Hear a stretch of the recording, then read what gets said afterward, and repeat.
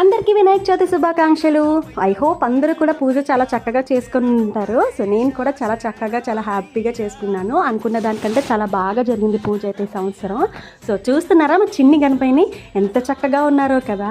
So నేనైతే క్లేతో చేశాను. ఎంత బాగా వచ్చారంటే నేనే ఒక్కసారి చూసి షాక్ అయ్యాను. బయట నుంచి కొని తెచ్చుకున్న విగ్రహం లాగా ఉంది అనేసి పూజలో చాలా అంటే చాలా బాగా వచ్చింది. అయినా మన చేతులతో మనం చేసి పెట్టిన విగ్రహం పూజిస్తే ఆ ఫీల్ చాలా బాగుంటుంది కదా. సో నాకైతే అలా అనిపించింది. నేనైతే 9 రకాల పత్రులు 9 రకాల ప్రసాదాలు పెట్టాను. నాకు 21 రకాల పత్రులు దొరకలేదు. సో దొరికిన వాటితో పూజ చేశాను. ఈవెందో చాలా చక్కగా హ్యాపీగా అయిపోయింది పూజ. మీరందరూ పూజ ఎలా చేసుకున్నారు? మన ఈ చిన్ని గణపయ్య మీకు ఎలా అనిపించారు? కామెంట్ సెక్షన్లో కామెంట్ చేయడం మాత్రం మర్చిపోద్దు. నచ్చితే కనుక చిన్న లైక్ చేయండి.